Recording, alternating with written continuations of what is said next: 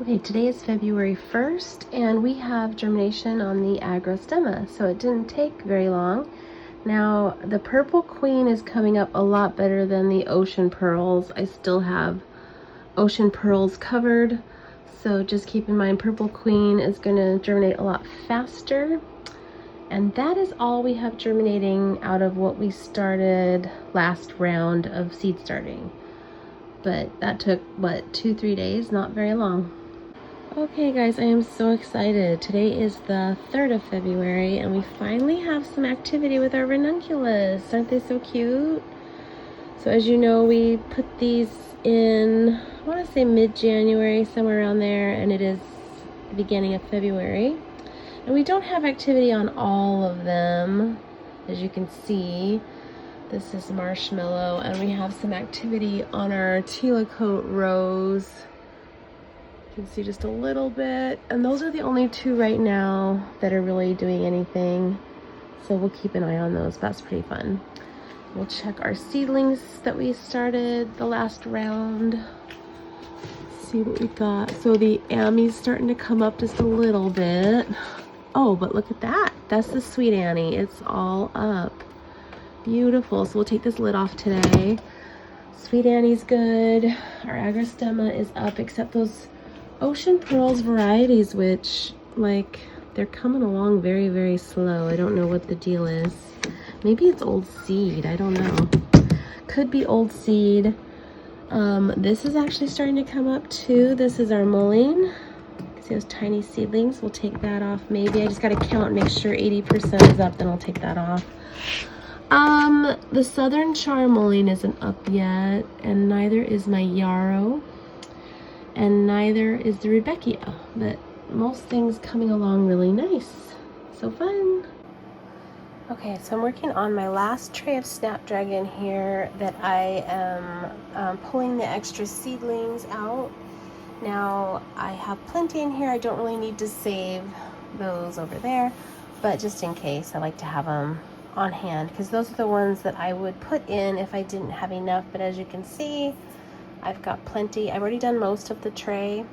So when you're pulling extra seedlings out, what I'm looking for is the biggest, healthiest seedling I want to keep. But if the biggest, healthiest one is with a bunch of little ones that I want to pull out, I'm just going to pull out that secondary clump so I can disturb the root system as little as possible.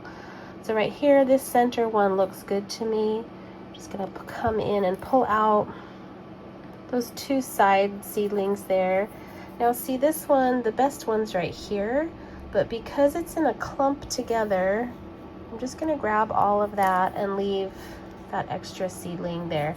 So it helps with speed if you can identify a clump. Now in this situation over here, this one looks really bad, so I am gonna have to separate this clump a little bit. You just wanna use common sense, and also this is a mix.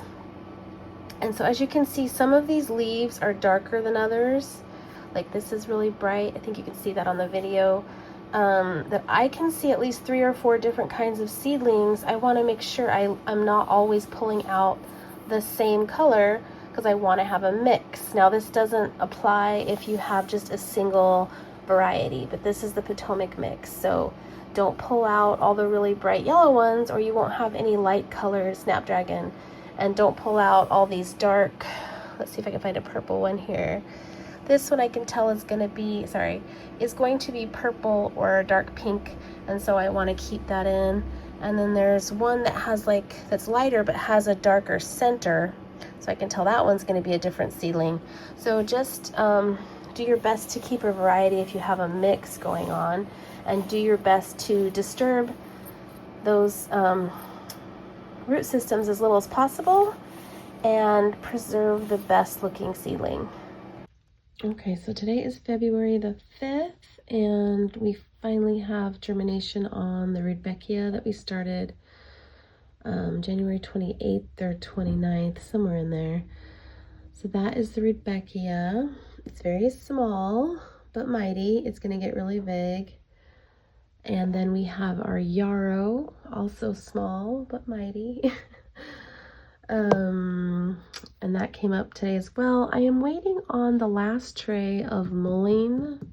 It is the Southern Charm variety. It is the last thing from our last round of sowing that needs to germinate. And it has germinated a little, but I'm leaving it on because it's not quite 80%. So we have everything has germinated. And I just wanted to add real quick, because I didn't mention it before, you don't need as many plastic domes as you do trays and cells, because obviously not everything's going to be germinating at once. So those lids you can use over and over and over again each round of sowing, I would say. So I feel like by the time I do my next round of sowing, all the lids are available again. So you would only need as many lids as the bulk of what you're sowing is. So if you're sowing 20 trays in one sitting and that's the highest amount you'll ever do, you need 20 lids. But yeah, I realized that pretty quick, so I didn't want to waste money, and I don't want you to waste your money. Don't buy as many lids as you have trays. And I think that's it. I did notice a little more germination on these Ranunculus, and I did turn the lights on because we do have some that have sprouted.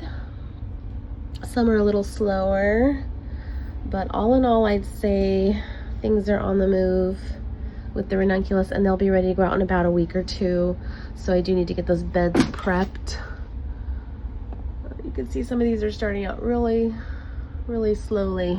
I will start watering these, so once you see that green growth come up, you can start watering, but not a lot, obviously. If they're tiny, they're not going to need a bunch of water. And that's it for today. Okay, last addition to this video will be the dahlias are finally starting to come up. So this isn't quite as big as I would like it to be to take cuttings off of, so I'm going to let that go, and I will start turning on the green lights, the grow lights, sorry, not the green lights. Other varieties have not shown any movement yet. We want to be really careful not to allow these to mold, so you don't want to overwater. I think this one I may have overwatered. It's looking pretty bad. I probably killed that one. But yeah, so just keep an eye on the water. And the good thing about these plastic bins is you can see, I don't know if you can see on this one, that there's root growth. And that tells me it's alive, it's awake, and it's going to be putting forth green shoots any day now. So there's the dahlia update.